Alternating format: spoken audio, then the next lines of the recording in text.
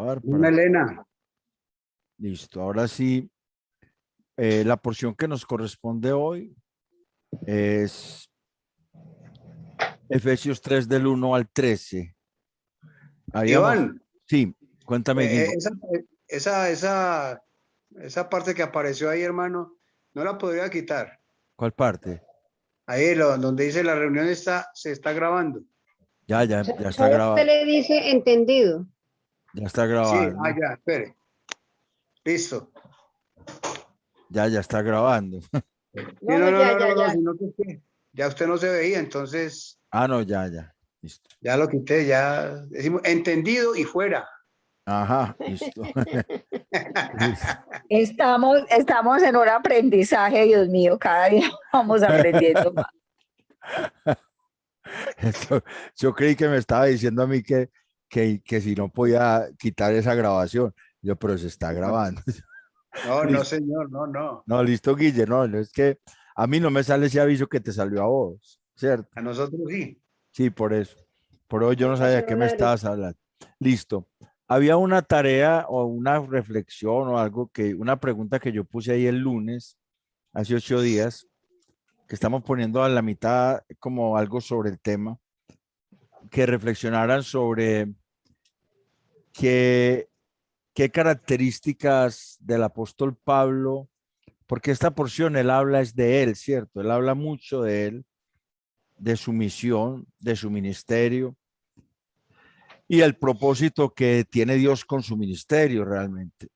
Entonces yo en esa audio que puse, yo les decía que pudiéramos mirar, si podíamos meditar en esa porción, Efesios 3, del 1 al 13, para mirar cómo se veía Pablo en el ministerio y cómo lo podíamos aplicar hoy en día a las personas que están llamadas por el Señor a algún ministerio de la palabra específicamente. ¿Quién se aventuró a hacer esa meditación en esa pregunta?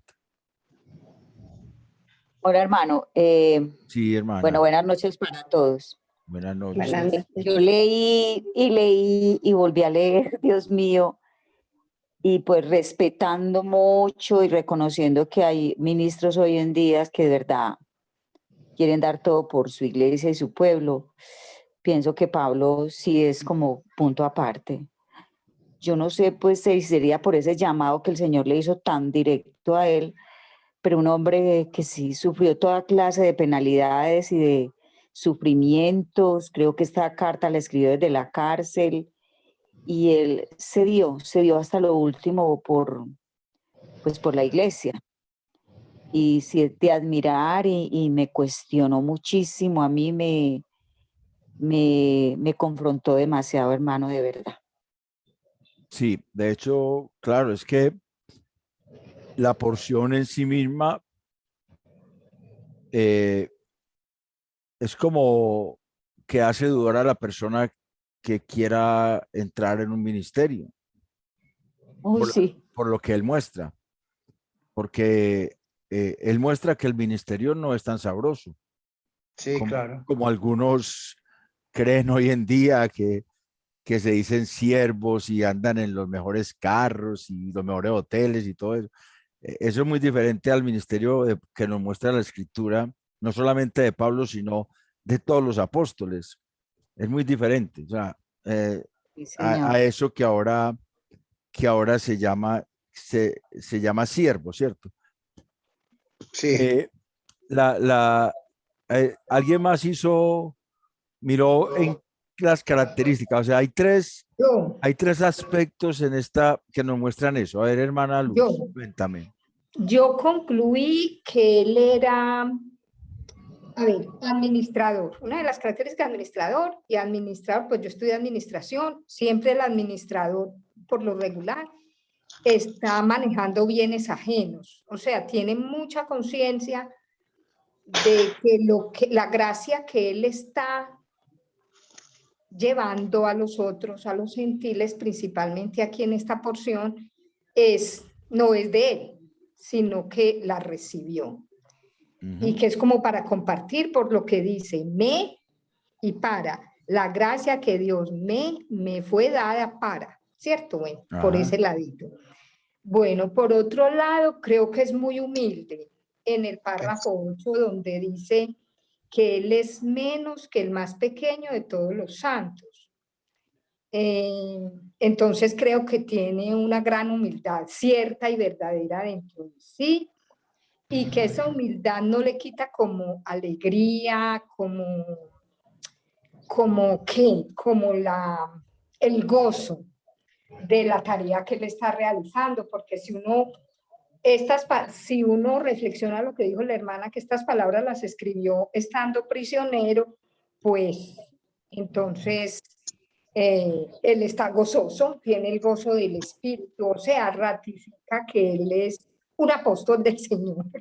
Para mí es una ratificación, porque otro es que él es un servidor cuando dice que yo fui hecho ministro. Entonces, el ministro es como un servidor, no es, porque él, cuando uno ministra es algo que le fue dado, así como dice arriba. Entonces, también sirve ahí. Bueno, y que nos quiere aclarar a todos cuál es.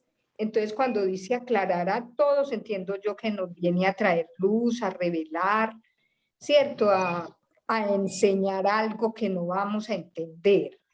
Que pues por lo que somos ovejas, sobre todo yo como mujer, sé desde siempre, desde que me convertí, que yo he de esperar de un varón la revelación de muchas cosas, principalmente pues de mi esposo, pero también de mi pastor. Y por otra parte, ¿qué más es lo que yo tengo aquí escrito? Es que lo tengo escrito en la misma Biblia. Que debemos predicar, entiendo yo que deben los pastores predicar donde dice que escondido, donde habla del misterio escondido. Yo me pongo a pensar que uno, a través del tiempo en que yo tengo como cristiana, que es mucho y poco porque son 15 años y yo ya tengo 68, entonces es mucho, pero es poco para mi edad. Siempre veo que hay partes que yo no entiendo de la palabra o que me dan dificultad o que le parecen a uno que son muy extrañas, y tampoco uno oye los pastores en las predicaciones que aborden esos pedacitos. Pareciera que les diera como que no, de eso no hablemos de eso. Entonces, pero como yo soy mujer, me quedo muy calladita. Bueno, listo, eso era todo. Bueno, varias cositas. En cuanto a que somos ovejas, todos somos ovejas, incluso los pastores. Claro. Y todos los ministros somos ovejas. Y esa figura de la oveja es que la oveja no tiene iniciativa propia. Sí, sí. Por eso el Señor dijo que apartados de mí nada podemos hacer. Él es nuestro pastor, ¿cierto? Él es el que nos da la iniciativa, el que nos lleva, el que nos muestra. Pablo aquí está mostrando realmente unas características muy personales que él tiene, pero que él también quiere que los ministros que él está formando, acuérdese que él estuvo en Éfeso. La carta se escribe desde una prisión en Roma, ¿cierto? Es una de las cartas de la prisión. Año 62 después de Cristo. Primer encarcelamiento de Pablo en Roma, después 2 años está libre y después lo vuelven a encarcelar y lo matan. Entonces esta es una de sus últimas cartas, el penúltimo grupo de cartas, porque las últimas son primera a Timoteo, Tito, y segunda a Timoteo, que ya es la última. Pero él quiere también formar como su labor, ya no tanto de apóstol, sino como de pastor y maestro. Quiere formar ministros, quiere preparar también personas allá en Éfeso que puedan tener ese mismo corte que él tiene. Claro. porque para él ese es el verdadero ministro del Señor. Mire que la carta empieza diciendo, por esta causa, en el capítulo 3 dice, por esta causa, o sea, ¿por cuál causa? ¿Por cuál Por los, causa? por Por todo, los sufrimientos que él ha pasado, ¿no? no, él está hablando No. de lo que dijo antes, ¿cierto? Ah, ya. Él ha hablado de lo que Cristo hizo, Ujú. lo que nosotros la vez pasada trabajamos, o sea, la identidad que nosotros tenemos con Cristo. Ya, sí. Por esta causa, por todo esto que los identifica con Cristo, porque es que nosotros somos iglesias por Cristo y él también sabe que su ministerio es por Cristo. Dice, por esa causa. Dice, yo Pablo, prisionero De de Cristo. Cristo Jesús por vosotros los gentiles. Empieza así. Y el versículo 13 dice, por lo Exacto. cual pido que no desmayéis a causa de mis tribulaciones por vosotros, las cuales son vuestra gloria. Entonces, él empieza hablando de que está prisionero y termina diciendo, dando una orden a la iglesia para que la iglesia entienda que las tribulaciones de él no son para avergonzarse la iglesia, sino para que la iglesia se gloríe de él. Porque él no tiene que avergonzarse por estar preso. Porque él no está preso por cometer delitos. Él no está preso por ser un criminal. Él está preso por Jesucristo. Por la obra de Cristo. Por eso él dice que la tribulación de él se gloríe en ellos. No se pongan tristes, no se acobarden, no desmayen a causa de sus tribulaciones. Y eso es muy parecido a lo que le escribe a Timoteo después. Timoteo también estaba en Éfeso. Acuérdense que Timoteo estaba en Éfeso. Pero después, un año y medio después, Pablo le escribe a él en la segunda carta de Timoteo, capítulo 1.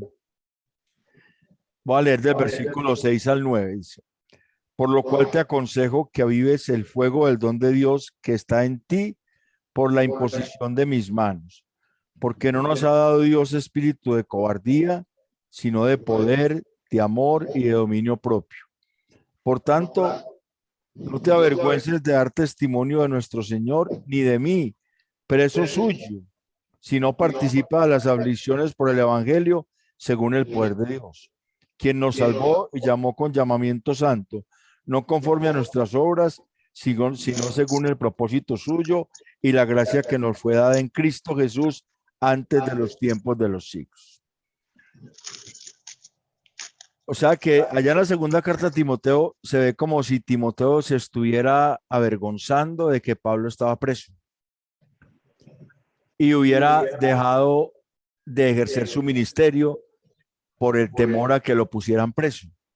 Entonces, es como si él se estuviera acobardando de la obra porque ve que su tutor está preso. Entonces, aquí Pablo está sentando también como una directriz de cómo deben ser las personas a cargo de una iglesia, así como él es a cargo de una iglesia. Él ya no está allá en Éfeso, él está preso, pero él desde la cárcel manda la carta porque está preocupado por la iglesia.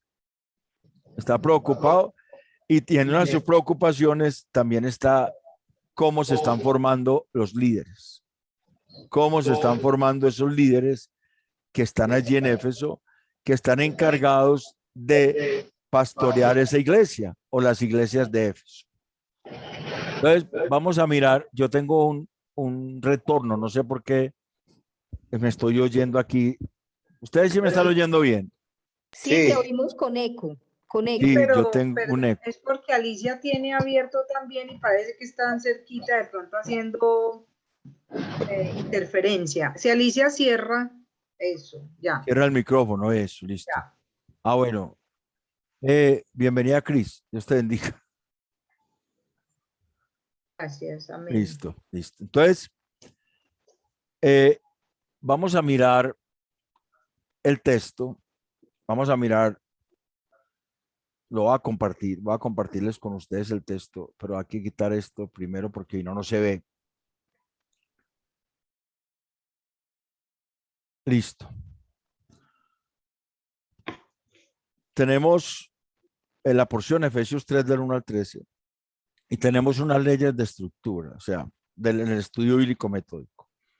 Hay una particularización, generalización. Hay una declaración general en Efesios 3.1, que es prisionero de Jesucristo. Y está ratificada en Efesios 3.13. Y lo particular eran los tres aspectos que yo les decía. Efesios 3 del 1 al 6 es la revelación del misterio de Cristo. Efesios 3 de 7 al 11 es el ministerio de Pablo o el llamamiento de Pablo al ministerio. O sea, él está hablando de eso. Y Efesios 3 del 12 al 13 es la seguridad de Pablo en Cristo. Esos son los tres aspectos que nos muestra esto hablando de Pablo. Pero nosotros no vamos a hablar de Pablo porque Pablo ya murió. Necesitamos hablar esto como para nosotros. Porque debemos también tener claro que eso que había en Pablo debía haber en medio de nosotros. La ley secundaria sería instrumentación. Debería haber en medio de nosotros ese tipo de carácter ministerial que muestra Pablo en esta porción. Hay una ley secundaria que es instrumentación, que está en Efesios 3 del 7 al 11, donde el iniciador es Dios, el medio es el apóstol Pablo, y el fin es que la iglesia testifique a los demonios de la multiforme sabiduría de Dios. Eso lo vamos a ver más detalladamente. Entonces, la estructura gramatical es las tres porciones. Dios le reveló el evangelio de Jesucristo, o sea, el evangelio de la gracia, a Pablo. Dios le constituyó ministro del evangelio a los gentiles y Dios le dio seguridad en Cristo aún en las tribulaciones. Esta parte es importantísima porque por eso se genera un problema teológico. Ahí yo le pongo un poquito más de suma a esto, a ver si ustedes lo pueden ver mejor. Listo, hay un problema teológico y es que uno se preguntaría, si Dios llamó a Pablo para predicar la gracia entre los gentiles, y aquí otra vez la falla con el los, a mí siempre me pasa eso con la palabrita los, pongo primero la S que la O. Si Dios llamó a predicar a Pablo la gracia entre los gentiles, ¿por qué le encarcelaron? ¿Por qué lo encarcelaron entonces?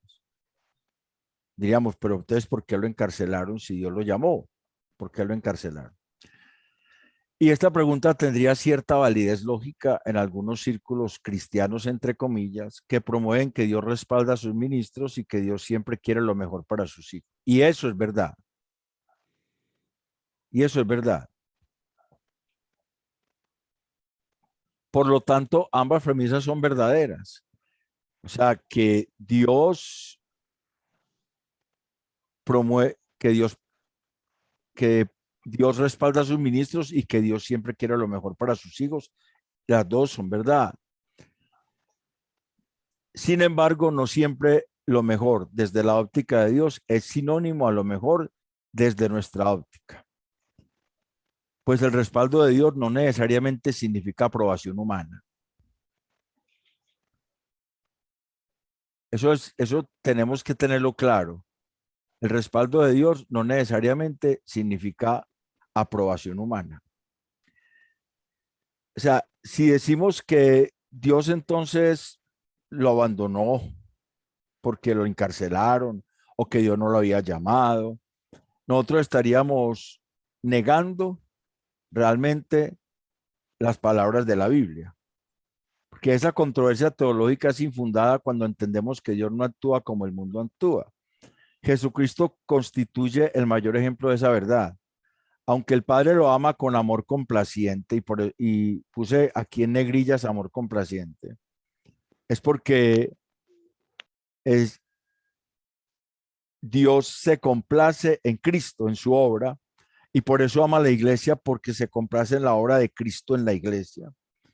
Es diferente al amor general que Dios tiene por todas las criaturas. Hay un amor especial complaciente que solo complace a Dios y es la obra de Cristo. Ese amor complaciente que está expresado en Mateo 3, 17 y 17, 5, cuando dice, este es mi Hijo amado en el cual tengo complacencia. Dios lo ama, el mundo lo aborrece siempre, ¿cierto? Juan 15, 18 y 19. Entonces, el mundo aborreció a Pablo, así como a Cristo, y Dios amó a Pablo, así como a Cristo, con ese amor complaciente, porque Pablo estaba haciendo lo que Dios le encomendó en Cristo. Ese es verdaderamente lo que decía la hermana ahora, el gozo del creyente. El gozo del creyente no está en mirar las cosas desde la óptica del mundo, sino desde la óptica de Dios y estar convencido de ello. El verdadero compromiso del ministro del Evangelio, es decir, su fidelidad está con Dios, no con el mundo. La segunda controversia se presenta porque el apóstol Pablo conserva una actitud de confianza y seguridad en Cristo, aún estando preso. Algunos no entienden esto porque no conocen al Señor y evidencian una fe endeble, pues el apóstol Pablo entendía la importancia de la fe para vencer al mundo. ¿Cierto? Aquí hay un texto en Primera de Juan y este que está en Hechos 14, 22, cuando Pablo dice que es necesario que a través de muchas tribulaciones entremos en el reino de los cielos. De hecho, un verdadero ministro del Evangelio está convencido de que por el Evangelio tiene que sufrir a manos del mundo. Y más el apóstol Pablo, a quien literalmente el Señor le dio esta sentencia. ¿Cierto? El Señor le dijo a Ananías que él le iba a mostrar cuánto tendría que sufrir Pablo por Jesucristo. En Hechos 9:16. Y seguro que cuando lo escribió Lucas en el libro de Hechos, Pablo ya sabía eso. O sea, él sabía que él iba a sufrir, que el Señor mismo le había dado esa sentencia. Entonces, tendríamos un bosquejo hermenéutico, las características del ministerio de Pablo. Si voy muy rápido, me dicen. Si hay que aclarar algo, me dicen, por favor. Aquí vamos a mirar las características del ministerio de Pablo. Entonces, lo primero es, versículos del 1 al 6, Dios le reveló el evangelio de Jesucristo. Ese es el misterio que Pablo dice que estaba oculto, pues que Dios se lo reveló. Dios le mostró a Pablo la administración de la gracia para los gentiles. Aquí tengo que hablar de la palabra administración porque la hermana nos habló de la palabra administración, ¿cierto? Y la palabra administración es oikonomía, que también es comisión, mayordomía. Y está compuesto de oikos, que es casa, y nomos, que es ley, repartir comida o forraje a los animales. En este caso, Pablo funge como pastor de la iglesia que él mismo fundó y Dios le comisionó para nutrirla con el evangelio de la gracia. Eso es realmente como una comisión que Dios le da. Alguien está, o esto es algo sonó por acá. Entonces, Dios le mostró a Pablo esa comisión de la gracia para los gentiles, o sea, lo comisionó para que llevara esa gracia a los gentiles. ¿Por qué? Porque Pablo conocía el misterio de Cristo. O sea, primero Dios le reveló a Pablo el misterio de Cristo. Y el misterio de Cristo realmente no había sido dado a conocer en otras generaciones y es revelado a los apóstoles y profetas por el Espíritu Santo. A nosotros nos fue revelado por el Espíritu Santo, a la iglesia, porque es el evangelio de la gracia, ese misterio de Cristo. Y es que los gentiles son coherederos o somos coherederos y miembros del cuerpo de Cristo y copartícipes de la promesa en Cristo Jesús por medio del evangelio. Ahorita vamos a mirar esos términos. Promesa, algunos, ¿qué será la promesa? Por allá habla de las inescrutables riquezas de Cristo, ¿cierto? Ahorita vamos a mirar esos textos o esos términos. Entonces, lo primero que vemos es que la primera característica que Pablo dice es que Dios le reveló el evangelio de Jesucristo. O sea, él se sabe que conoce la gracia de Dios, no porque él hizo un esfuerzo para conocer la gracia de Dios, sino porque Dios se la mostró. Porque la palabra revelar es la palabra apocalipto, que significa poner fuera una cubierta, descubrir algo. O sea, que él le descubrió a Pablo lo que era la gracia. Por eso él habla es de gracia siempre. Él es muy diferente al Antiguo Testamento. Nosotros entendemos ahora la gracia por los escritos de Pablo más que todo. Por eso podemos entender la gracia. Pero póngase usted en el primer siglo, donde no tienen la Biblia. Ellos no tienen los escritos del Nuevo Testamento, no se han recopilado las cartas, no se han puesto en un formato, sino que van pasando por las iglesias y van llegando a las iglesias. El entender la gracia de Cristo era algo difícil para la iglesia, y era algo difícil porque no sabían nada de la gracia de Cristo. Aún los judíos que se convertían, ellos no entendían la gracia de Cristo, pero a medida que fueron leyendo las cartas y reuniéndose, fueron entendiendo, porque el Espíritu Santo fue abriendo el entendimiento, fue iluminando el entendimiento para ir conociendo esa gracia de Cristo. Y eso necesitamos nosotros, entender eso que Pablo llama un misterio. Un misterio es algo que está secreto, algo que viene de una palabra que es mudo, que significa cerrar la boca, algo que Dios no había revelado en otros tiempos, pero que fue revelado a los apóstoles y profetas por el Espíritu Santo. Entonces Pablo se incluye que a él el Espíritu Santo le reveló esa gracia. A nosotros también nos la reveló. Dice la primera carta a los Corintios 2. Primera carta a los Corintios 2, 10 dice, pero Dios nos la reveló a nosotros por el Espíritu, porque el Espíritu todo lo escudriña aún lo profundo de Dios. O sea, lo que es el misterio de Cristo. Porque Cristo en sí es un misterio. Para el mundo es un misterio. El evangelio para el mundo es un misterio. El evangelio de la gracia. Porque es el evangelio de Jesucristo. No estamos hablando de otro evangelio. Estamos hablando del evangelio que el Señor trajo, las buenas noticias que Él trajo, que dio a los hombres, que Él propició que eso fuera una realidad. Pablo entiende eso y reconoce que Dios le reveló a él el evangelio. O sea, que no fue algo de un esfuerzo propio. Ahí está la humildad también. Lo segundo que él reconoce es que Dios lo hizo ministro del evangelio por gracia. O sea, él se sabe apóstol no por méritos. Por eso por allá dice en el versículo 8 que él es el menor de todos los santos, el más pequeño. O sea, él no merecía, él dice, yo no merezco. Y eso debe tener cada creyente y cada ministro, debe saber que si Dios lo ha puesto en una posición de liderazgo, no es por sus méritos, sino por gracia. Simple y llanamente por gracia. Simple y llanamente porque Dios quiso. Esa gracia se la dio Dios según la operación de su poder. Ahorita vamos a mirar qué es eso de operación de su poder. Aunque él era el más pequeño de todos los santos, lo que decía la hermana ahora, le dio la gracia de anunciar entre los gentiles, volvemos otra vez aquí con la palabrita el evangelio. Pablo fue comisionado a los gentiles para que él fuera apóstol a los gentiles, así como Pedro era apóstol a los judíos, Pablo fue apóstol a los gentiles. Pero él da una característica del evangelio, dice el evangelio de las inescrutables riquezas de Cristo. ¿Qué significará inescrutables riquezas? ¿Alguien me puede decir qué piensa de qué significa inescrutables riquezas?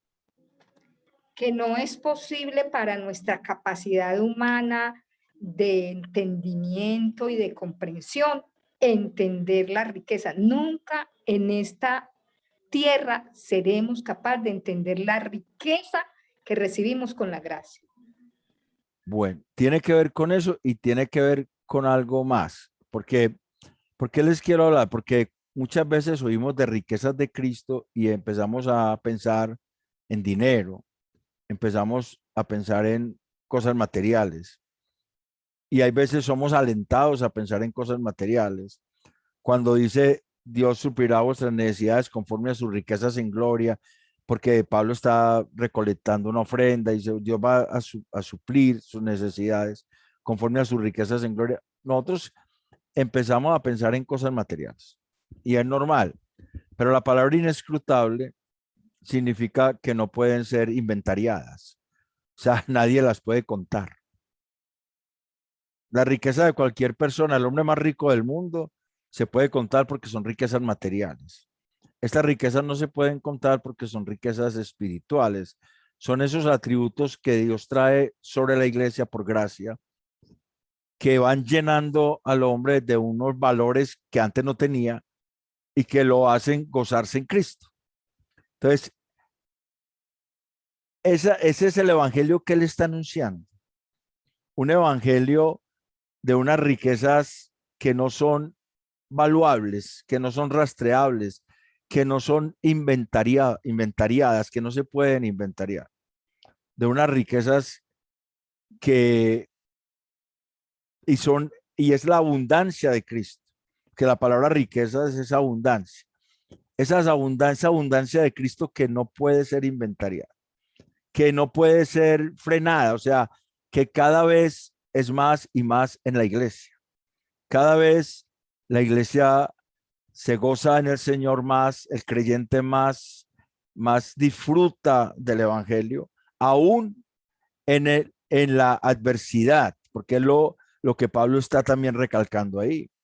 Aún en la adversidad, él está gozoso y está diciendo a la iglesia que se goce aún en la adversidad. Le dio esa gracia y le dio la gracia de aclarar a todos cuál sea la dispensación del misterio escondido desde los siglos en Dios. El misterio que él mismo da, él mismo dice cuál es el misterio, ¿cierto? Que ese misterio era que éramos copartícipes de la promesa en Cristo, o sea, que la iglesia es una, entre judíos y gentiles, que no somos dos iglesias, que ya no hay diferencias, que en Cristo Jesús no hay diferencia entre esclavo y libre, entre siervo y escita, lo que dice ahí el texto por allá en Corintios, sino que en Cristo Jesús todos somos uno, somos una sola iglesia, somos un cuerpo. Entonces, Pablo dice, yo debo llevar a la iglesia a entender eso, la dispensación del misterio. Aquí ahorita vamos a mirar qué es dispensación del misterio. Escondido desde los siglos, un misterio que estaba escondido, la dispensación de ese misterio que estaba escondido desde los siglos en Dios, creador de todo. O sea que Dios había escondido el evangelio hasta el momento en que fue necesario que el evangelio viniera. Hay un tiempo propicio y es el tiempo en que el Señor es engendrado, nace, vive, muere, anuncia el evangelio, produce salvación al creyente y derrama el Espíritu Santo sobre la iglesia para que la iglesia pueda disfrutar de todas esas inescrutables riquezas de Cristo. Pero él dice que eso se lo dio con el propósito que la iglesia dé a conocer. O sea, que él dice que el propósito es el versículo 11, versículo 10, para que la multiforme sabiduría de Dios sea ahora dada a conocer por medio de la iglesia a los principados y potestades en los lugares celestiales, conforme al propósito eterno que hizo en Cristo Jesús nuestro Señor. O sea, está hablando de que ese es el propósito eterno, que la multiforme sabiduría de Dios a los poderes demoníacos la iglesia lo dé a conocer. La iglesia le da a conocer a los demonios en los lugares celestiales esa multiforme sabiduría de Dios. ¿Qué es multiforme sabiduría? También vamos a mirar eso. ¿Qué es el propósito eterno que Dios hizo en Cristo Jesús nuestro Señor? En Génesis 3:15 hay una profecía, ¿cierto? El protoevangelio. Cuando Dios le dice a la serpiente que la simiente de la mujer lo va a herir en la cabeza y él va a herir a esa simiente de la mujer en el calcañar, lo cual se cumple en la cruz. Y en los Salmos 110:1 dice, siéntate a mi diestra hasta que ponga a tus enemigos por estrado de tus pies. O sea que la iglesia tiene un papel en esa comisión. Porque el propósito eterno de Dios que hizo en Cristo Jesús incluye que la iglesia testifique de la multiforme sabiduría de Dios a los poderes demoníacos en los lugares celestiales. ¿Por qué en los lugares celestiales? Quiero que me acompañen ahí en Efesios 1:3. Alguien que me lea en Efesios 1:3, por favor. Efesios 1:3. Alguien que me lea.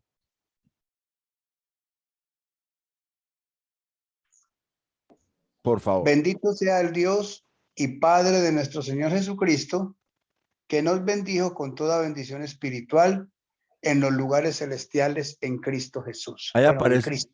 sí, ahí aparecen los lugares celestiales. O sea que el Padre habló bien de la iglesia por encima de todos los cielos. Eso significa lugares celestiales. Por encima de todos los cielos, ¿cierto? Efesios 1:20. Ahí mismo, hermano Guillermo. Dice la palabra del Señor. 1:20. La cual operó en Cristo, resucitándole de los muertos y sentándole a su diestra en los lugares celestiales. O sea que Cristo está entronado en los lugares celestiales después de su resurrección, ¿cierto?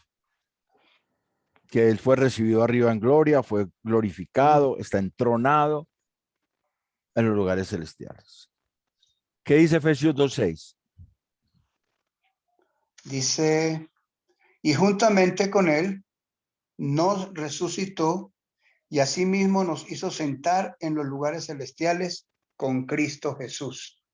O sea que la iglesia está sentada en los lugares celestiales con Cristo Jesús. Con Cristo Jesús. La iglesia gobierna con Cristo Jesús. Entonces, la iglesia va a mostrarle a las potestades demoníacas que es una verdad, que es una realidad, que lo que el Padre dijo allá, que aparece en Efesios 1:3, que es una realidad, que la iglesia es bendita en Cristo Jesús. La iglesia le va a mostrar a los demonios esa realidad a través de algo que se llama la multiforme sabiduría de Dios.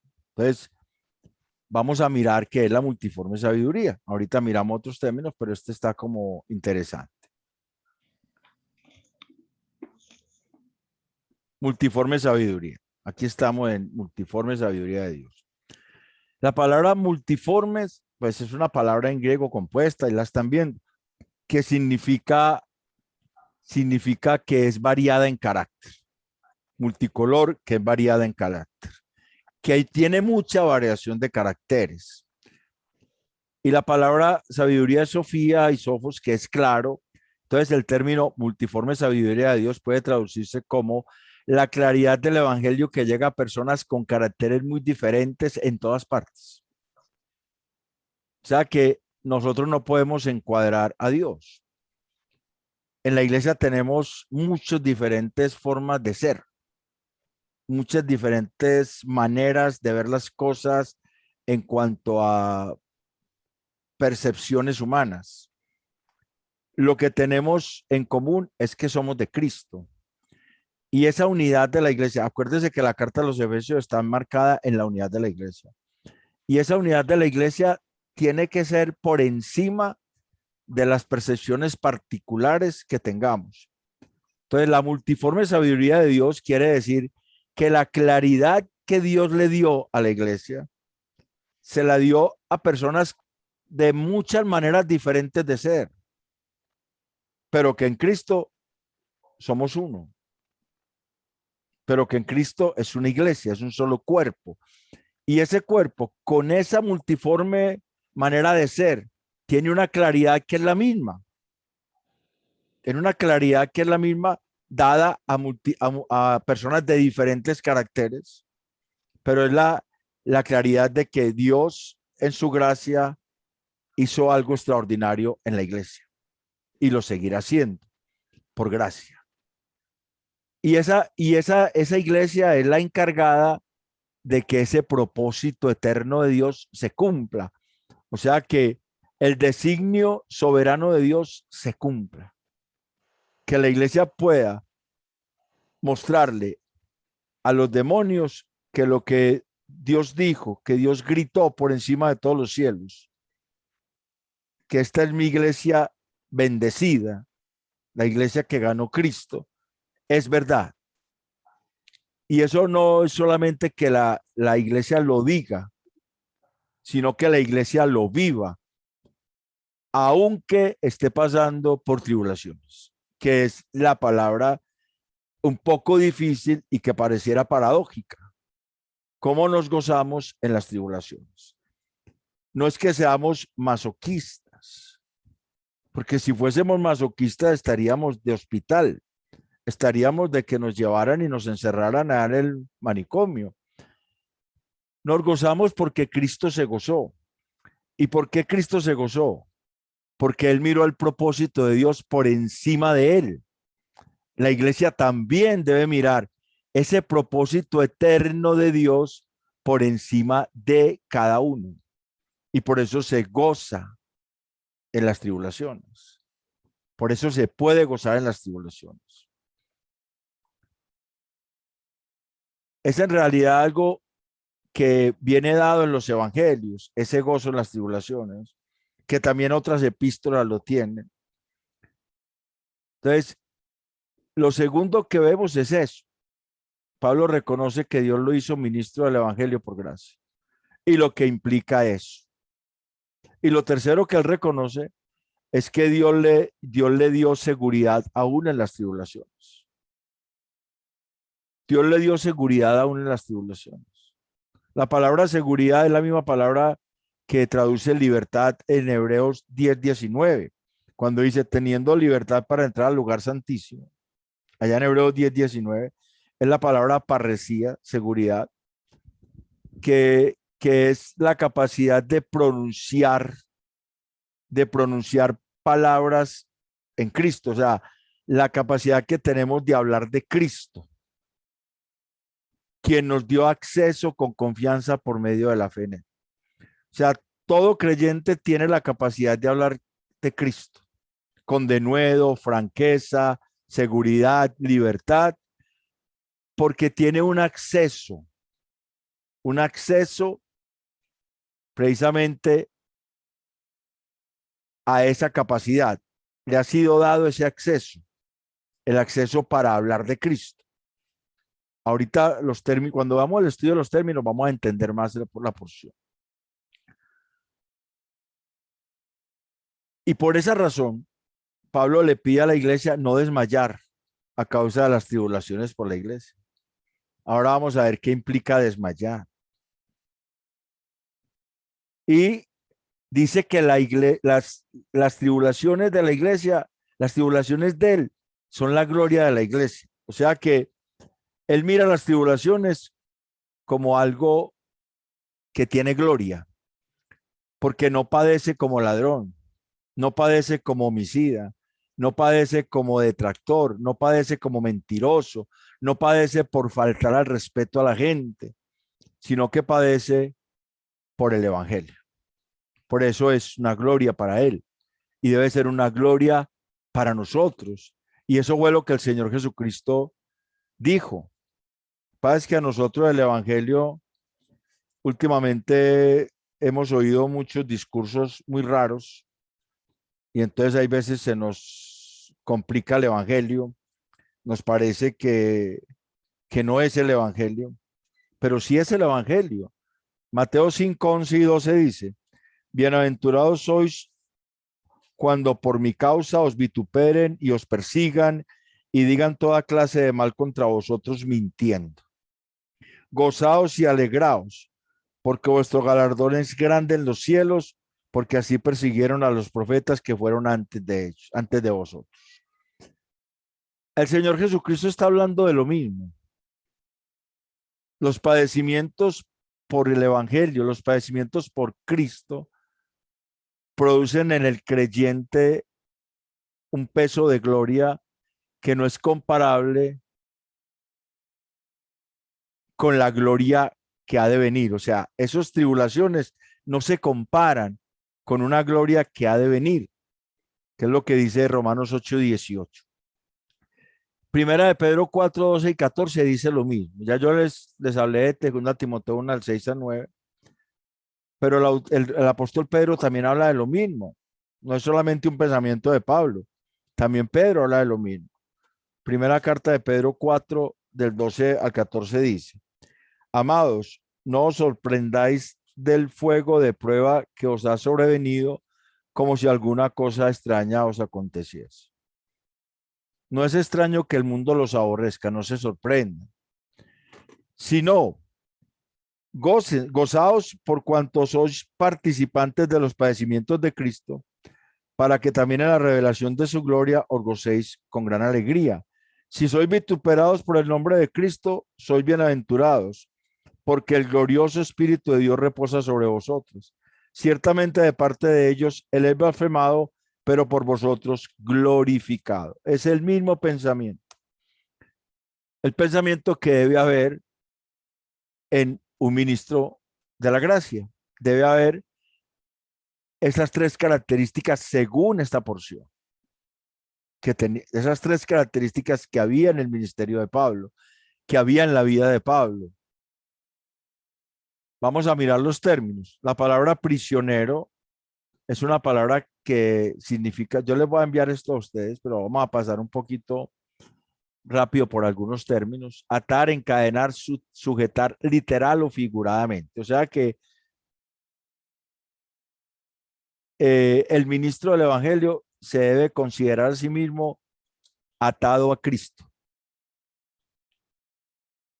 sujetado a Cristo, encadenado por Cristo y sabiendo que lo pueden llevar cautivo por Cristo. Él debe estar dispuesto a eso, como Pablo lo estaba. Ya hablamos de la palabra administración, que es comisión. Dios le comisionó para nutrir la iglesia con el evangelio de la gracia. La revelación ya le quitó la cubierta. Declarar quiere decir conocer de manera vivencial. Dios le dio a conocer de manera vivencial la gracia. Y por eso él la podía enseñar, podía hablar de eso. Misterio, algo que es secreto. Entender, ejercitar la mente, captar, comprender, considerar. Conocimiento.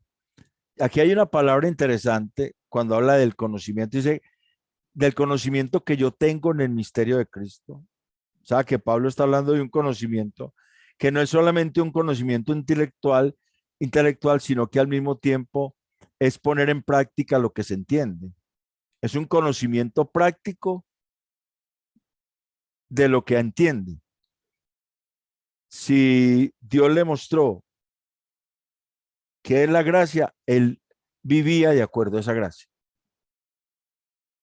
Coheredero significa que compartimos juntamente. Nosotros compartimos juntamente. Miembros del mismo cuerpo. Significa que somos un solo cuerpo. Copartícipes de la promesa en Cristo. Ahora la palabra promesa es interesante porque la palabra promesa, aquí está la palabra promesa. El término promesa es evangelía, anuncio, mensaje, seguridad divina. Copartícipes de la promesa en Cristo significa alguien que en compañía de otros comparte y es partícipe del mensaje del evangelio en Jesucristo. Alguien que en compañía de otros comparte y participa en la profesión de fe cristiana. Estamos hablando que la promesa es el evangelio. El evangelio es la promesa. Porque es que el evangelio tiene, como decíamos la vez anterior, tiene beneficios aquí en esta vida y también en la venidera. Y esa parte se constituye en una promesa. El evangelio tiene promesas para la vida eterna, para la vida venidera. Ministro, ya nos habló ahora la hermana que era ministro y hay dos, pues ministro es la palabra diáconos, que viene de diácono, que es hacer mandados, ayudante, mesero, funcionario del templo o del evangelio. Cuando hablamos de ministrar, no estamos hablando de ponerle la mano a las personas en la cabeza y orar por ellas y una musiquita en tono bajo. No, la palabra ministrar es servir, servir. Y eso pues se ha confundido un poquito, que ahora vamos a ministrar y empiezan a tocar y a la alabanza y no sé qué. No, es que desde que alguien está participando en el culto, en un ministerio está sirviendo. Es ministro. Es alguien que está haciendo un mandado, o sea, está cumpliendo una comisión. En este caso, la comisión que el Señor le encomendó a Pablo y que le encomendó a cada ministro, que es predicar la gracia, anunciar la gracia. La palabra, el don de la gracia de Dios. El término, el don de la gracia de Dios. Versículo 7. De cual yo fui hecho ministro por el don de la gracia de Dios. La palabra don, la palabra dorea es ofrenda sacrificial. No es la palabra harisma, no. Es dorea, ofrenda sacrificial. Esto quiere decir que la gracia de Dios es debida al sacrificio de Cristo. O sea que Pablo está reconociendo en el versículo 7 que él fue hecho ministro por el sacrificio de Cristo. Porque el sacrificio de Cristo le otorgó a él esa gracia, le otorgó a él ese don de ser ministro. Por eso él reconoce que es ministro por gracia, ¿cierto? Eso está en ese aspecto, en esa parte de la enseñanza. La operación de su poder, términos, y aquí habla, podríamos decir que eso significa por medio del obrar de Dios, por el obrar propio de Dios, por la propia obra de Dios o por la obra que solo Dios hace posible. Cuando dice en el versículo 7 que me ha sido dada según la operación de su poder, me ha sido dada por una obra que solo Dios hace posible. Eso está cargado de humildad, mucha humildad, mucho reconocimiento de Dios, muy poco yo y mucho Cristo, que básicamente es lo que traspasa toda esa porción. Muy poco del hombre, del ser humano, Pablo en este caso, y mucho del ser divino, Cristo, en él. De eso se trata el evangelio, de eso se trata el servicio, de eso se trata el ministerio. Y la palabra anunciar es evangelizar. O sea, que le dio a él la gracia de evangelizar. O sea, de traer buenas nuevas, de anunciar la gracia de Dios en Cristo.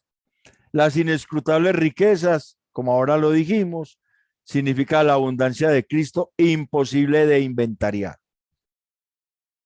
Son riquezas abundantes, imposibles de contar, de inventariar. No se acaban. Nunca vamos a dejar de que ya no podemos recibir más gracia. No, la gracia no se acaba. Cada día. Juan 1:19 dice, Juan 1:19 creo que es donde dice Juan 1:19, no, Juan 1:16, porque de su plenitud tomamos todos y gracia sobre gracia. Esa es la plenitud de Cristo. La palabra riquezas es la palabra ploutus, y esa palabra viene, de ahí sale también pleroma, que es plenitud. O sea que es una llenura, una abundancia de Cristo que nunca va a parar, nunca va a dejar de llegar la gracia de Cristo cada día a nuestras vidas.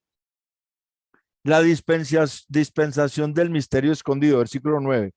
Y de aclarar a todos cuál sea la dispensación del misterio escondido. La palabra dispensación es koinonía, la que figura por dispensación. Compañerismo, comunión, sociedad. Derivado de koinonos, que es socio, asociado, compañero. El término misterio, pues es mudo, cerrar la boca. El término escondido, apócrifo. Entonces, luego el término dispensación del misterio escondido significa que tiene familiarización con el secreto totalmente oculto. O sea, que él está familiarizado con esa gracia. Él está familiarizado. Entonces, él quiere aclarar a todos para que la iglesia esté familiarizada con la gracia de Dios. Entonces, la palabra aclarar es iluminar, ¿cierto? Iluminar, dar claridad, fotizo, dar luz. Él quiere aclararle a todos, la iglesia, en ese caso a los efesios y a nosotros por su palabra, nos quiere aclarar para que nosotros nos familiaricemos con esa gracia de Dios que estaba oculta, que ahora es un misterio revelado, pero sigue siendo un misterio y sigue siendo oculto para el mundo. A la iglesia se le ha revelado, porque el Señor le dijo a los mismos apóstoles en Marcos 4, y yo creo que nosotros deberíamos siempre tener en cuenta eso. El Señor le dijo a los mismos apóstoles que a ellos les era dado el conocer los misterios del reino. Marcos 4, cuando ellos le preguntaron que les enseñara, que les explicara la palabra del sembrado, la parábola del sembrador. El Señor le dijo en versículo 11 de Marcos 4, a vosotros os es dado saber el misterio del reino de Dios. Pablo está diciendo lo mismo aquí. A la iglesia les da saber el misterio del reino de Dios, más a los que están fuera, o sea, al mundo, por parábolas, todas las cosas, para que viendo vean y no perciban, y oyendo oigan y no entiendan, para que no se conviertan y les sean perdonados sus pecados. Y ahí el Señor citó Isaías 6, cuando Isaías fue comisionado, y el Señor le dijo que él iba a hablar a un pueblo que no lo iba a entender, pero que iba a haber una simiente santa que sí le iba a entender. Es la iglesia, los escogidos de Dios. A nosotros, el Señor nos llama a familiarizarnos con la gracia, a estar familiarizados, a tener una coinonía, una comunión con su gracia, de tal manera que no nos sea extraña la gracia de Dios, sino que nos sea común. Esta palabra koinonos viene de koinos, que es común. O sea, que nos sea común a nosotros la gracia, que no nos asombre la gracia de Dios. Llegará un momento en que se nos hace común y la vivimos y sabemos que va a seguir llenándonos de su gracia, pero la queremos, la anhelamos, aun cuando la familia se nos vaya encima, los compañeros de trabajo se nos vayan encima, aunque en la misma iglesia se levante gente contra nosotros, pero no importa, porque estamos mirando es al Señor, porque estamos mirando es a Cristo. Y Él es el ejemplo. El Hebreos 12:1 dice que puesto los ojos en Jesús, el autor y consumador de la fe, el cual por el gozo puesto delante de sí,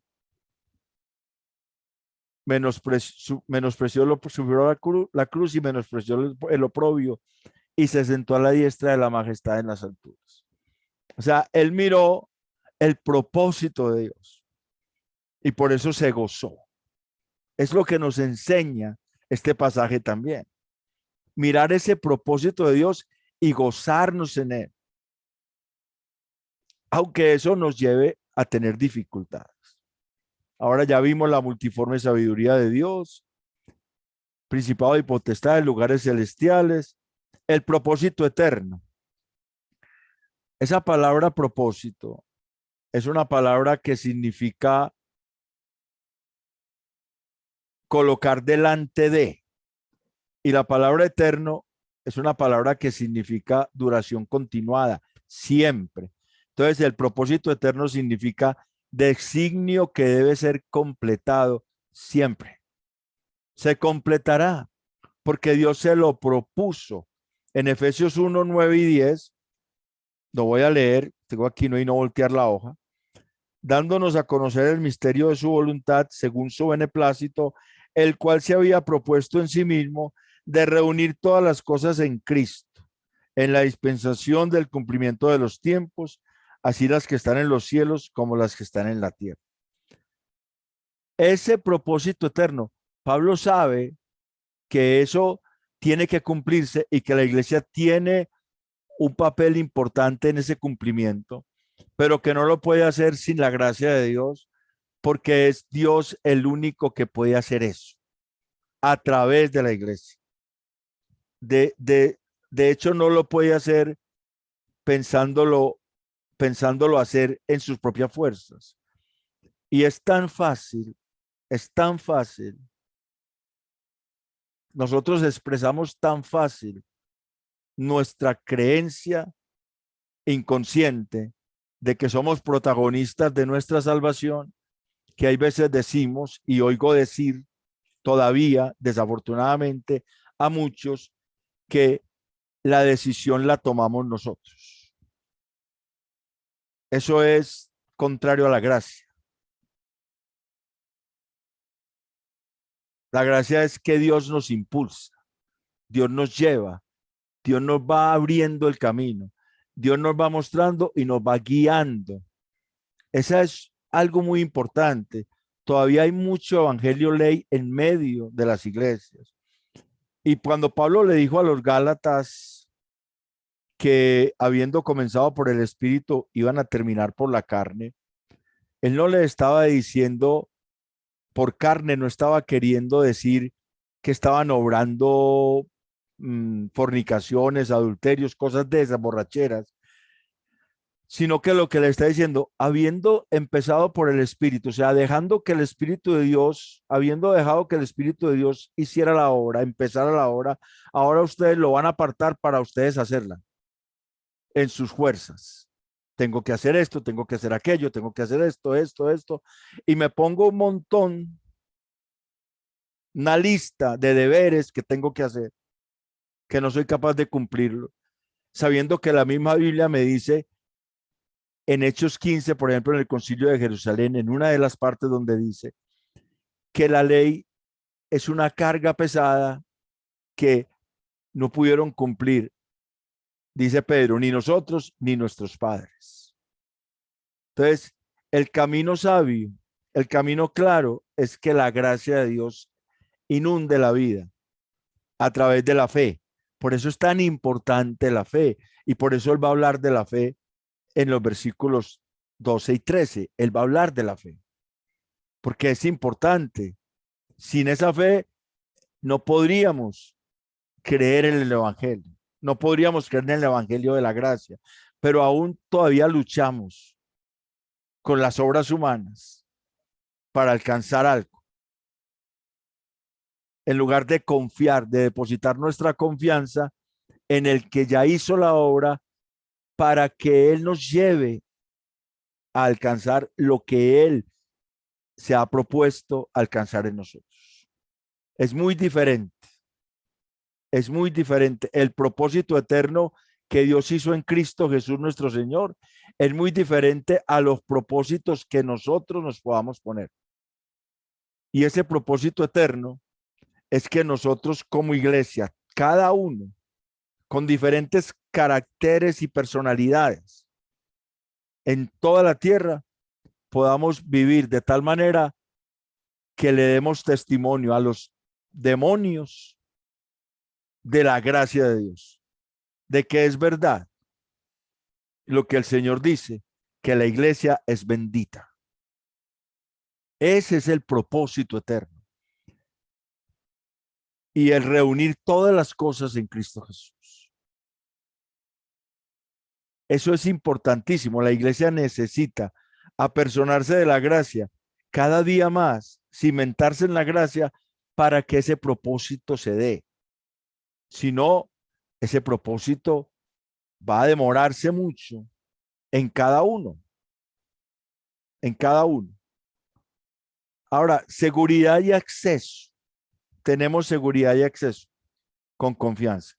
El vocablo griego para seguridad es parresía, franqueza, confianza, de nuevo libertad. En Hechos 10:19 traduce libertad. Es un término compuesto que es de una palabra que significa cualquiera, cada uno, el todo, y un verbo que significa pronunciar, hablar, decir, romper el silencio. Esto implica que cualquiera que sea hijo de Dios tiene el derecho de hablar en Cristo. Cualquiera que sea hijo de Dios tiene el derecho de hablar en Cristo. El término acceso es un término compuesto de la palabra pros, hacia o acercar, y agogué, que es criar, modo de vivir, que deriva de un verbo que es guiar, conducir, traer, arrear, inducir. Entonces, acceso significa guianza hacia Cristo, conducir cerca de Cristo. Y el término confianza es esta palabrita pepiotsesis, que deriva de un verbo que significa sufrir y padecer. Entonces, el término seguridad y acceso con confianza significa que cualquiera que sea hijo de Dios tiene el derecho de hablar en Cristo, guiado hacia Él con confianza, aún en los padecimientos, por la convicción de Cristo. O sea, por eso dice ahí, por medio de la fe. La convicción de Cristo lleva al creyente a hablar con confianza, a hablar con seguridad de Cristo, aunque eso le cause padecimiento. Y la palabra desmayar significa debilitarse, descorazonarse, cansarse, y es compuesto de una parte que es el punto de procedencia, y la palabra kakos, que significa indigno, válido, sin valor. Por lo tanto, ese vocablo significa debilitarse y considerar sin valor el trabajo en Cristo. Era lo que le estaba pasando al discípulo de Pablo, Timoteo, cuando él le escribe la segunda carta, porque él había dejado de cumplir su ministerio. Por miedo al encarcelamiento, estaba desmayando. Pablo acá, en esta porción que acabamos de ver, está sentando unas características de un fiel ministro del evangelio. Este ya es el bosquejo milético. Ya nos toca a nosotros. Características de un fiel ministro del evangelio. Primero, se considera cautivo de Jesucristo por su comisión, porque Cristo le dio una comisión. La comisión de alimentar la iglesia con la gracia. Gracia que le fue revelada por Dios. Gracia que implica la universalidad de la iglesia, que la iglesia es universal, que la iglesia es una, que no hay dos iglesias, una de judíos y otra de gentiles, sino una iglesia de nacidos de nuevo, por gracia.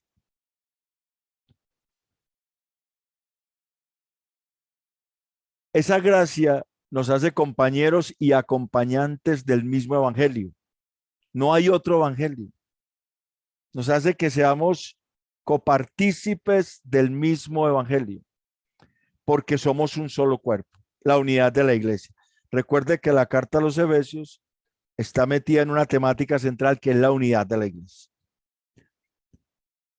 O sea que las características de un fiel ministro del evangelio, la primera sería: se considera cautivo de Jesucristo por su comisión. Cada uno tiene que cuestionarse si está dispuesto a sufrir por Jesucristo, porque tiene una comisión, porque tiene algo que hacer que Dios le encomendó. Lo segundo es que se considera siervo de Dios por gracia. O sea, no se considera siervo de Dios porque es muy inteligente, porque es muy pintoso, muy pintosa, porque tiene mucha plata, porque tiene muchas cosas, porque ha estudiado mucho. No, se considera siervo de Dios por gracia, la cual Dios obra en él por el sacrificio de Cristo. Debe entender que esa gracia es debido al sacrificio de Cristo, la cual no merece, como Pablo decía: soy el más pequeño de todos y no merezco ese regalo, la cual Dios le da sin merecer, la cual lo encamina en el propósito de Dios. La gracia lo encamina en el propósito de Dios. Anunciar el evangelio de la abundancia de Cristo, la cual es imposible de inventariar.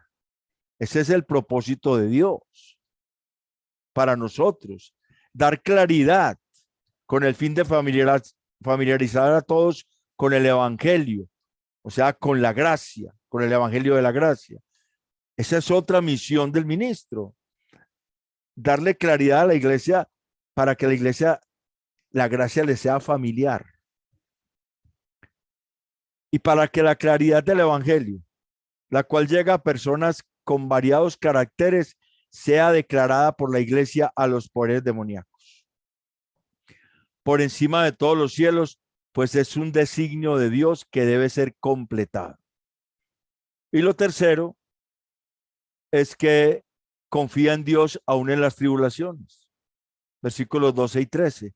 Su seguridad está en Cristo, pues sabe que en Él es guiado hacia adelante, pues sabe que en Él cualquier creyente tiene el derecho de proclamar el evangelio con confianza, aún en medio de los padecimientos, por la convicción de Cristo. Y considera las tribulaciones como gloria de la iglesia. Por esta razón alienta a la iglesia a no debilitarse en el sufrimiento, a no considerar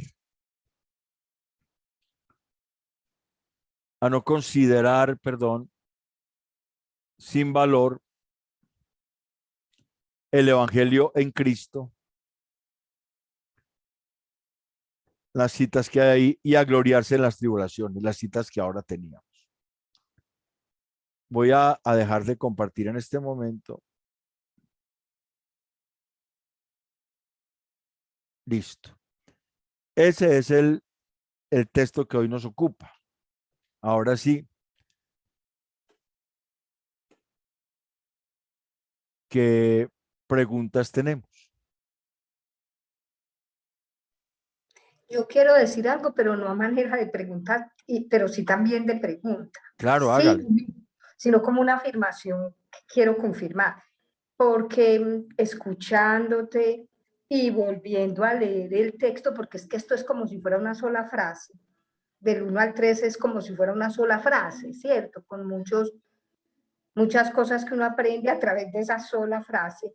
Cuando dice, por lo cual pido no desmayéis a causa de mis tribulaciones por vosotros, los cuales son vuestra gloria, yo veo como más allá que Él nos está enseñando o nos está como abriendo un entendimiento que Él tiene muy claro, o una memoria que Él tiene muy clara de que Él vive por Cristo, que se lo regaló, sobre todo Él que le fue criado en la ley, en el cumplimiento de la ley para vivir, ahora recibe el vivir de Cristo. Entonces como que es un agradecimiento, como una alegría, como un gozo tan grande, que pues a mí me lo transmite casi que yo lloro, porque a mí el Señor me sacó de una mayor libertad que cualquier sufrimiento que uno tenga en esta tierra. Dios mío, ni comparado con el infierno, ni comparado con la ley que tenía uno que cumplir. Es un regalo, es abrir los brazos y decir, sí, Jesús, hiciste todo por mí, maravilloso. Hoy me quedo maravillada, gracias. Bueno, hermana, muchas gracias. Bueno, algo, sí, se trata de que nosotros siempre podamos ser agradecidos. Eso es una parte fundamental. Pero que tengamos claro eso, que Dios nos reveló el evangelio, que Dios nos llamó a servirle y que Dios nos da seguridad aún en las tribulaciones, para que le podamos servir gozosos, para que al primer obstáculo no salgamos corriendo, al primer ataque, a la primera aflicción, entonces nos devolvemos, digo, no sigo en este camino. Porque eso es lo que pasa con uno de los terrenos allá en la parábola de los terrenos, que recibe la palabra con gozo, pero cuando viene la persecución por causa del evangelio, entonces se aleja, porque no tiene raíz. Plan de Dios ahí. Porque no, allá en la parábola de los terrenos o la parábola del sembrador, hay unas personas que hacen eso. El Señor dice, estos son los que son sembrados junto a pedregales, que no tienen raíz, ¿cierto? Entonces reciben la palabra con gozo al principio, pero cuando viene la persecución por causa del evangelio, se alejan. Chao. se alejan. Y hay otro terreno que es el que los afanes de este mundo y la riqueza los desvían, ¿cierto? Hay varias cosas que lo pueden sacar del camino, pero Sí, aquí claro. estamos hablando es de mantener esa mirada puesta en el Señor. Pablo siempre la mantenía puesta en el Señor. Siempre nosotros debemos hacer eso. En los momentos de desánimo, a mí me ha servido mucho reconocer que Él es el Señor y confesárselo en oración. ¿Por qué? Porque al saber que Él es el Señor, sé que Él está en control y que lo que está pasando es porque Él lo determina y que me quiere formar algo de su carácter en mí a través de esas circunstancias. Y eso da fortaleza. Eso da fortaleza, no quedarse mirando el asunto, sino mirándolo a Él. Eso trasciende. Pablo se fortalecía en el Señor. Por eso ahí al final en Efesios 6:10 dice, fortaleceos en el Señor y en el poder de su fuerza. Él da ese consejo porque él se fortalecía en el Señor. En saber quién era el Señor y qué implica el Señor y el saber que lo había comisionado, él se sentía orgulloso de servirle al Señor. Ujú. Era un placer para él, un deleite. Era un gozo, era un deleite, porque él era su vida. Por eso él pudo expresar, para mí el vivir es Cristo, porque era su vida.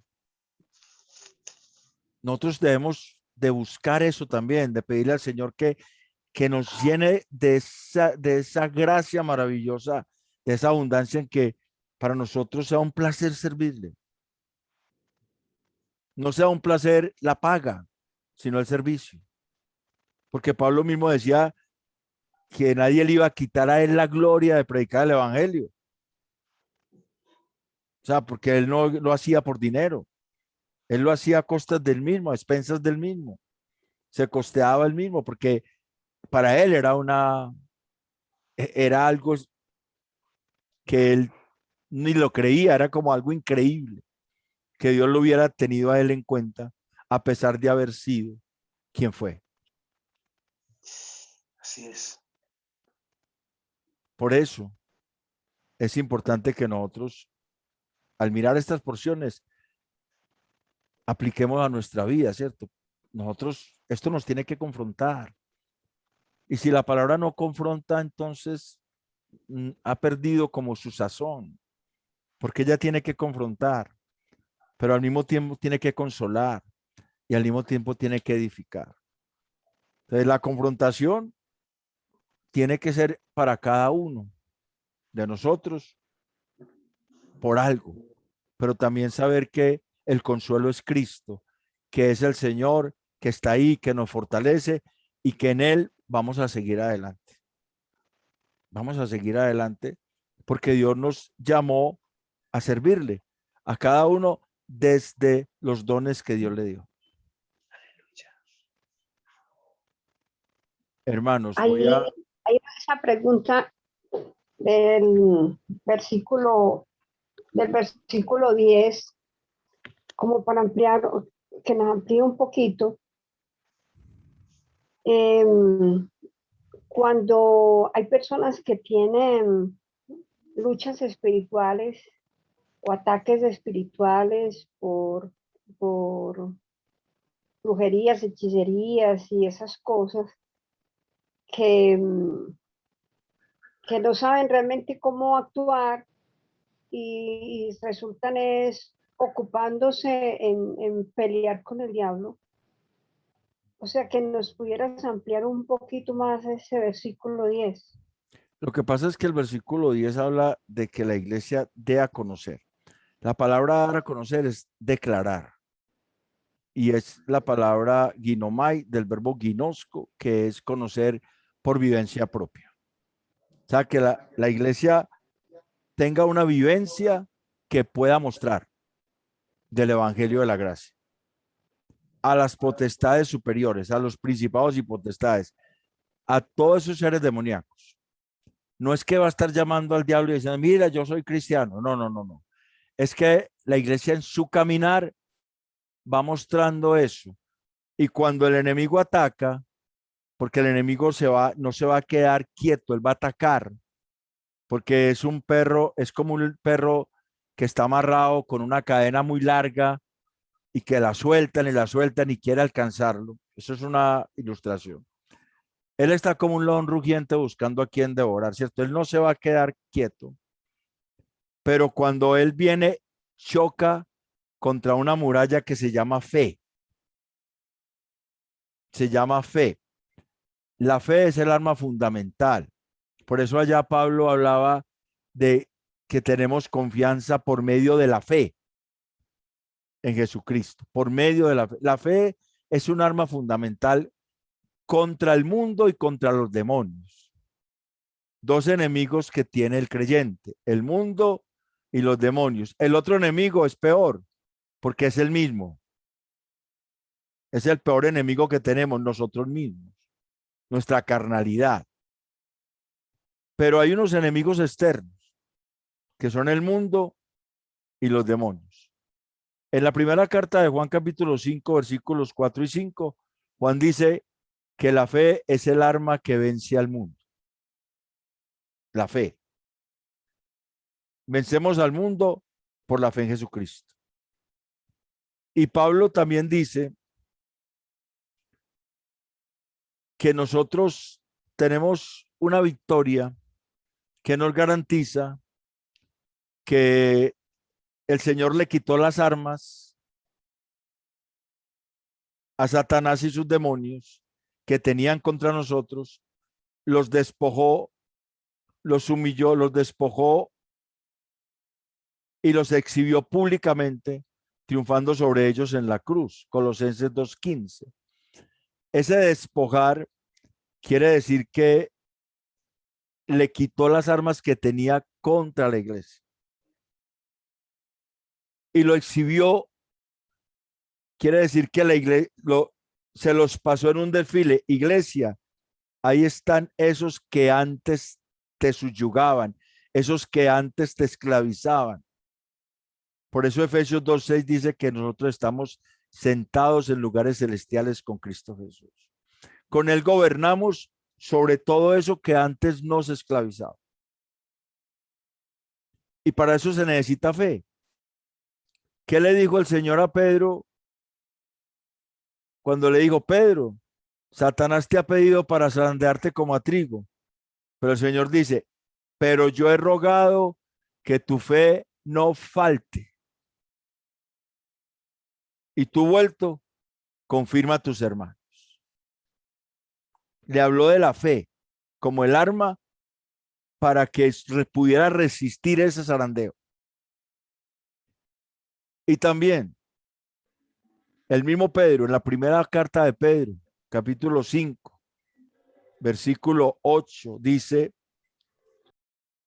velad, porque vuestro adversario el diablo anda como león rugiente buscando a quien devorar. Versículo 8. Versículo: sed sobrios y velad, porque vuestro adversario. Versículo 9. Al cual resistid firmes en la fe. Él nos da el arma para resistir. Y el mismo Pablo en Efesios 6, por acá cuando habla de la armadura de Dios, dice: y sobre todo el escudo de la fe, con que podáis apagar todos los dardos de fuego del maligno. 6:16, sí. Eso. Y Santiago mismo también dice: someteos a Dios, resistid al diablo y él huirá de vosotros. O sea que nosotros resistimos las acechanzas de Satanás y de los demonios firmes en la fe. Firmes en la fe. Esa es nuestra fortaleza, que cada día podamos afirmarnos en la fe. Y no hay necesidad de estar peleando con esos seres que ya fueron derrotados y están bajo los pies de Cristo, y nosotros estamos sentados con Cristo. O sea que nosotros estamos en victoria sobre esos seres que ya Cristo derrotó. Por eso en Romanos 8 también dice: ¿quién acusará a los escogidos de Dios? ¿quién acusará? Incluso ya Satanás no tiene ni derecho de acusarnos por Cristo, porque Cristo ganó una victoria que no lo deja a él acusarnos. Toda acusación de él es en vano, por la fe, porque nosotros sabemos que en Cristo somos nuevas criaturas, porque sabemos que en Cristo tenemos la victoria y que esa victoria nos fue dada por gracia y que esa victoria se mantiene por el poder de Dios, que es por el Espíritu Santo en nosotros. Y mayor es el que está en nosotros que el que está en el mundo. Todos esos textos nos afianzan en esa fe en aquel que todo lo puede y que es nuestro Señor y que es Señor también de Satanás y de los demonios. Es Señor sobre ellos. Entonces nosotros no tenemos necesidad de estar peleando con esos seres que ya están derrotados. Simplemente cuando peleamos con ellos le estamos diciendo al Señor que no creemos que Él los venció. Que no creemos que Él los venció y que nosotros los podemos vencer. Y eso es un error fatal. Listo, ¿alguna otra pregunta?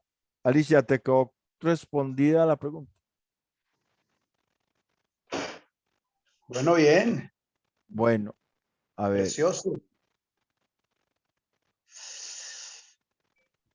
Hermano, me Cuéntame. queda una pregunta en el aire debido a lo que dice la hermana. Entonces, cuando a veces ha pasado de que hay gente que dice que supuestamente está poseída y que van a hacerle una liberación, ¿qué tan válido es eso? ¿Qué tan bíblico es eso? Bíblico no es. A ver, el Señor en su ministerio expulsó muchos demonios, ¿cierto? En los evangelios. Él se ve en el evangelio de Marcos y expulsando demonios. Pero él no había hecho su obra salvífica. Él no había triunfado en la cruz cuando expulsaba a los demonios. Él estaba en su ministerio. A los apóstoles, usted no los ve enseñando en sus cartas a expulsar demonios. Usted no ve en ninguna carta que ellos enseñen a la iglesia a expulsar demonios. El Señor le dio una autoridad a 70 que envió y les dijo que expulsaran demonios y que sanaran enfermedades en una obra evangelística que los envió. Cuando ellos vinieron, le dijeron que estaban muy contentos porque los demonios se les sujetaban. Y el Señor le dijo, no, eso no es razón para estar contentos. Estén contentos porque sus nombres están escritos en el libro de la vida. Así les dijo. Sí. Estén contentos porque ustedes son del reino de Dios, no porque están echando demonios. Entonces, hubo una época en que estuvo de moda eso de echar demonios. Y eso aparecía por todas las iglesias y hacían eso. Incluso yo presencié varias cosas de esas, donde la persona que lo hacía sin ninguna autoridad porque tenía que agarrar al endemoniado, apercuellarlo entre 2 o 3, lo dejaban privado de la apretada del cuello que le pegaban y todo. Y ahí me tocó ver eso. Ahí me tocó ver eso. verlo también, hermano. Se le ponían encima con las rodillas y lo aplastaban. Y la pobre persona sufriendo ahí, lo iban a matar. Que porque tenía un demonio. Y la lucha seguía y la persona vomitaba, pues con tanta estripada del estómago tenía que vomitar. Y salía y la persona seguía igual. O sea, ¿por qué? Porque es que realmente los casos de posesión demoníaca son muy escasos. Claro. Son muy escasos. Hay unos que están datados, ¿cierto? Como esa que dan por ahí, que el exorcismo de no sé quién, de esa muchachita, que eso como que fue un hecho real. Pero son muy escasos. Iván Darío, yo quisiera aportar algo, si se puede. Sí, espérate un momentico. Espérate un momentico.